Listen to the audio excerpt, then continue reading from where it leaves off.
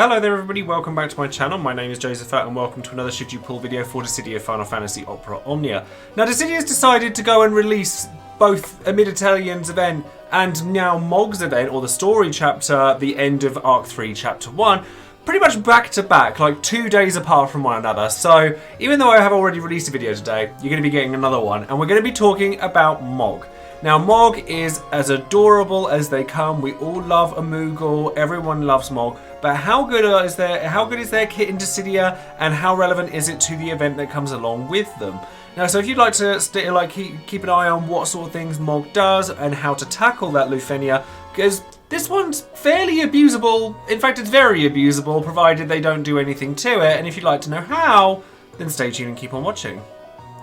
Now, in order to keep this as short and sweet as possible as an intro, I'd like to invite you guys to have a look at my social links in the description box below. Don't forget that I do still have my giveaway happening at the moment for this hand-painted Alexander painting that I did myself, and that's still going on for another 2 weeks, so definitely check the link in the description box if you want a chance of winning that.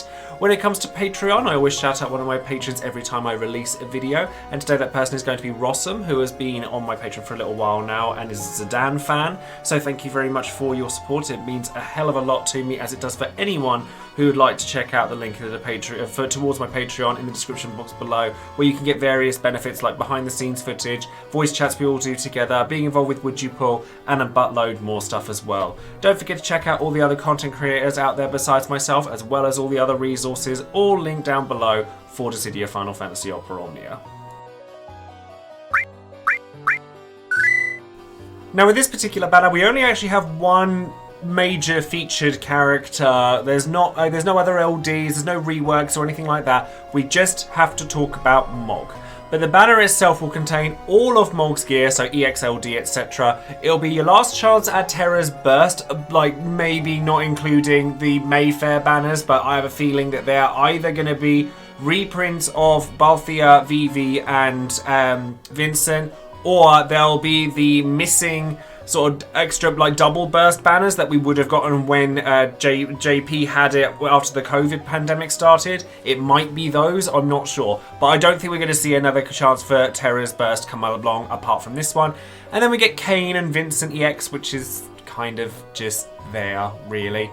Now, Mog is a bit of an interesting beast. The best way I can think to explain him is that he's a bit of a coverall support unit with decent auras, like just with his base kit. He boosts HP, he boosts max bravery, he boosts attack, he lowers enemy speed, he imperils water and thunder, he's got HP regen on his kit, so his water harmony buff gives you loads of little bits and pieces, and then Dragon Horn makes it so that the party's stronger. He's got kind of both offensive and defensive capabilities, but none of them to any major degree. He also enchants himself for water, but he doesn't enchant the party, so don't expect to go using him for that. His main kind of thing is that with jump and water harmony, he basically, with water harmony in particular, he gives himself the water enchant and the HP regen I spoke about earlier, but he also gives a follow-up attack on any HP attack he does that changes depending on whether a party member is debuffed or not. So if there is a debuff amongst your party, then he triggers El Nino Breath, which is one we've seen in FF6 before, which removes some of those debuffs. And then if you don't have one, you have Plasma, which does the same kind of thing. It adds thunder damage as well as water damage, but other than that, it's largely the same. But instead of removing the debuffs, instead you get a chance to confuse, which is essentially the same as paralysis. If you've ever used Porum, then you'll know what to expect from that. And then with regards to their C55 and C60, jump and continuous jump, which I haven't really touched on. Jump continuous jump is basically just a way for him to put his Dragon Horn buff on, which is the speed down to the enemies, the attack and max brave buffs to the party. But after you use jump, it then changes into continuous jump, which is the same attack done twice. And then after you use continuous jump, it goes back to regular jump. So basically you want to keep doing it so that you get more of it. Because otherwise you're just going to keep having to use regular jump, and you aren't going to use it all that frequently, because while a double HP dump is pretty nice, it doesn't have that many hits in it, sadly. It's still just it's a 4-hit brave HP attack done twice, which is fine, but it's not the most splash damage on it there is, and it could be better. And then Water Harmony, it does have a Brave HP attack attached to it, which is nice, and you get a Brave HP plus added on as well. Now, with regards to their EX, Moogle Rush is actually pretty cool. It gives another framed buff to Mog, which increases stolen and gained Brave Overflow, and also increases party bravery damage by 20% when you put all the ingots into it, as long as they have at least half of their health. So it's a percentage buff, which is great, but it's only for bravery. So it's only related to his EX, which isn't the fastest recharging one in the world. You do get 100% AoE damage off of it though, which is quite nice. And you start with continuous jump instead of regular jump. You get a free skill use on the next turn you use it. And this comes off of his LD as well, so he's got a lot of longevity going for him as well. And an 10 hit AoE Brave HP attack that does 100% AoE damage is actually pretty nice. And then his Brave Plus and HP Plus are meh. There's nothing particularly special about those, but given how many skills and free skills he gets, you'll probably find you're just going to be using skills the majority of the time. Then with his Holy Lance, which is his LD, you get 3 uses of this. This adds to the buff he already has. He doesn't actually get a new buff from this. It adds additional effects to Water Harmony. And it does, basically the LD boards, before we go into it, just add more damage to him. They don't really do anything else. It just adds more brave hits and more damage. And then you do, but it is also adorable. Moogle March is absolutely adorable. He just summons loads of Moogles and they all just charge in. And then you do multiple Brave HP attacks, followed by a party gain, a Brave gain, and then a final Brave HP attack. It's all split damage, but there's 4 HP dumps in there, which is pretty nice. Again, free skill use on the next turn, and it also augments the follow-ups that you get from any of his HP attacks. So it increases the chance of Confused from Plasma Plus, and it also increases the number of hits that both El Nino, Breath, and Plasma do.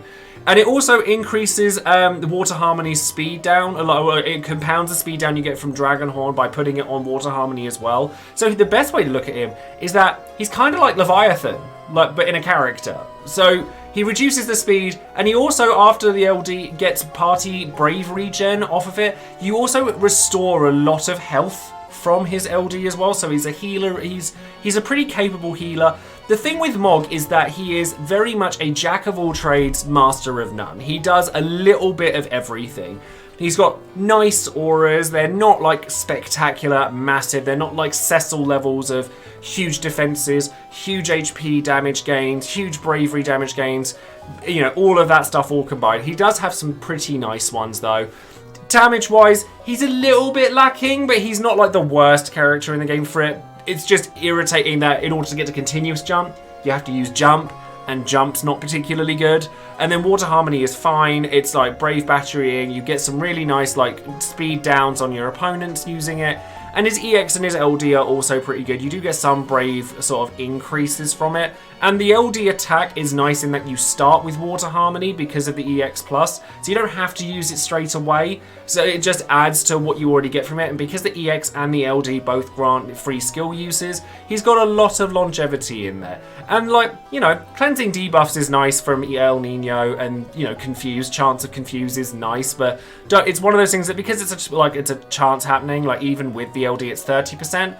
It's given that it goes off every HP attack, it's probably going to proc a few times. Just don't rely on it. I think that Mog is one of those characters that is nice to have, and that everyone would kind of like him because he's adorable and he is actually fairly useful. But I wouldn't go all in on him. Calls wise, Mog's not bad. He's not bad. Basically, the basic call is jump, so you get a 4-hit Brave HP attack with splash damage. That's fine, but the call effect is actually quite nice. Party max Brave and attack up and lower all speed, enemy speed by 10% for 6 turns is not actually bad, particularly if you're already using Leviathan, because then you're compounding on that.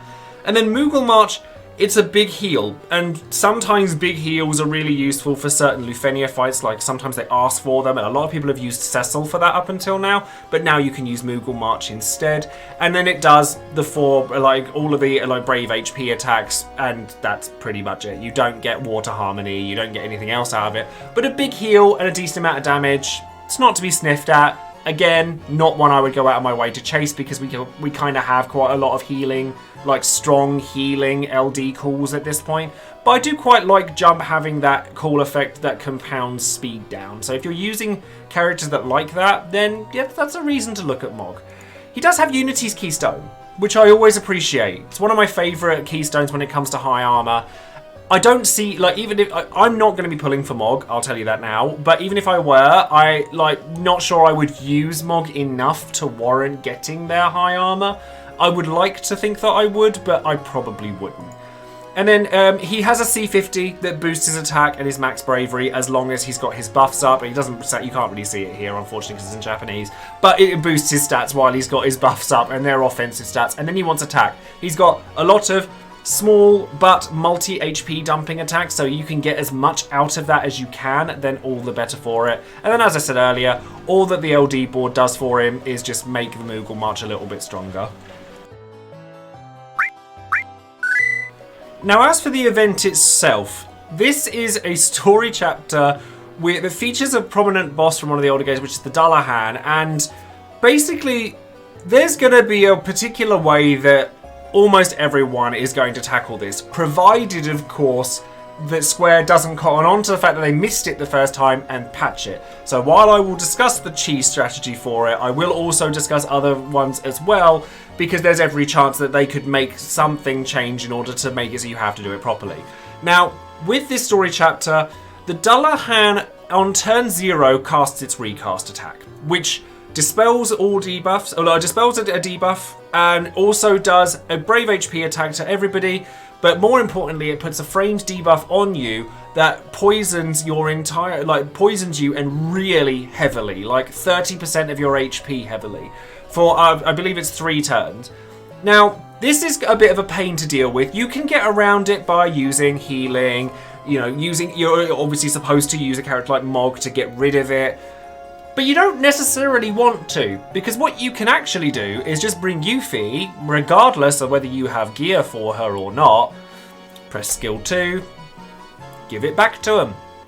For some reason, the Dullahan is not immune to his own debuff, and this is something that could change with the global version of this, so don't rest on your laurels just in case it's not a thing. But if it is still a thing, you can literally throw his debuff back at him, make sure you're like a decent amount of health when you do it, let him kill himself after 3 turns, and therefore it'll be the easiest Lufenia you've ever done. However, if you can't do that, or for whatever reason they patch it, they make him immune to his own debuff, they make something happen with that, it is prudent to know how to tackle this properly. Now, he doesn't, the Dullahan does a lot of attacks that have delay on them, they can freeze, loads of nasty statuses, that recast attack can come back around. It's very unpleasant to deal with, so the most prudent way of dealing with this is to make sure that you just don't let him have a turn. With regards to the Lufenia Orb, it's water damage. Now, water damage, and it's plus 7 turns of water damage as well, so even just, Mog doesn't enchant the party, but he works perfectly fine, because 7 turns, he's doing water damage every turn, doesn't matter. However, if you have another water enchanter, particularly Garnet, because Garnet has the ability to heal everybody after that poison's been and gone through Holy Prayer. You've got the fact that the entire party's hitting for weakness damage through water damage anyway. Rydia also works, but if you have Garnet, she's one that you're probably going to want to pull out here. Cecil is absolutely fantastic for this fight as well, because he's got a lot of the damage capabilities he can do. He's got the ability to imperil for Holy, which the boss doesn't absorb or resist in any way. He's got the ability to heal in big chunks after the debuff has hit you, so you can then make sure everyone's back at full health. Having the extra max health is nice, and he's just generally very useful. But like I said, if you want to do this without having to deal with too much rubbish, then making sure your opponent never really gets a turn is probably the way you want to do it. So taking Terra is obviously going to be very strong.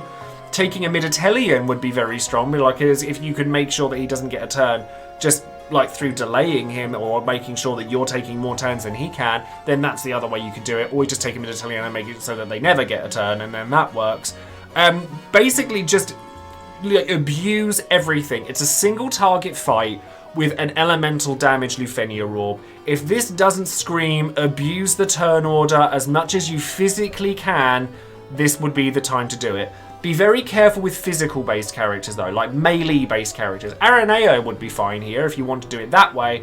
However, because she's ranged, but melee attacks like Cloud, like Cecil, like Lightning, things like that, the boss can counter you, but you don't. It doesn't. From what I've read, like on various websites, like Tom Retreat's website and stuff like that, they've seen loads of clears where that counter hasn't triggered. But at least acknowledging that it's there is probably a prudent thing to do, at least in terms of building your team. My personal plan is I'll take Yuffie and somebody who can heal my party so that I can cheese it if I can. And if I can't do that, I'll probably take something like Terra, a mid-Italian, and then Garnet, so that I could just abuse the turn orders as much as possible. Take a friend Terra or a friend a mid-Italian, make sure that thing just never gets a turn. So now we come to the big question, do I think you should be pulling on Mog? Honestly, outside of fandom, thinking that he's adorable, thinking that you just want to have the little teddy bear go into your party, not really. Like, I think that Mog's fine. Like, there's nothing outwardly wrong with him. He has a very kind of cover-all support role. He's got, like, the auras. He's got the ability to put statuses down. He's got the Azuna on him. But he's no master at any one aspect of anything that he does. And, like, his damage is okay. And, like, he's got multiple HP dumps on all of his attacks, but his bravery hits are pretty low. He's not going to be your primary damage dealer anytime soon, nor is he probably going to be your primary support role anytime soon. I do quite like characters like Mog, for what it's worth. I like, characters who have healing, have a bit of this, have a bit of that. I do actually really like them, characters like Desh in the past as well.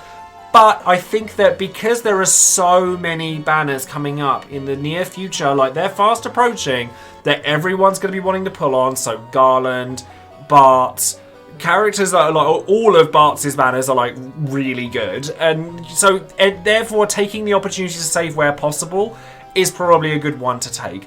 I think that as well, Mog comes back on a banner that I guarantee you 90% of people are going to be pulling on, which is Sid Reigns. People have like gasped at how strong Sid Reigns is, and Mog is a second LD on that banner.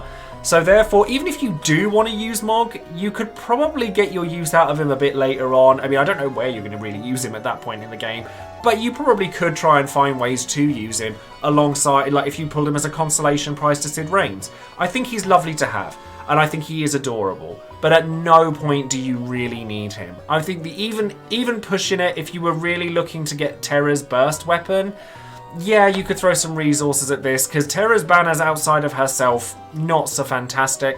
But even then, I still wait and see how Garland goes first.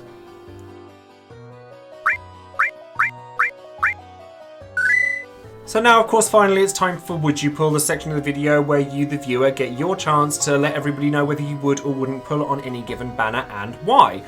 Now, Mog is adorable and is loved by many, but I kind of saw this result coming. So 11% of people said that they were going to pull on this banner with gems, which I was actually quite shocked by, mostly, but also not.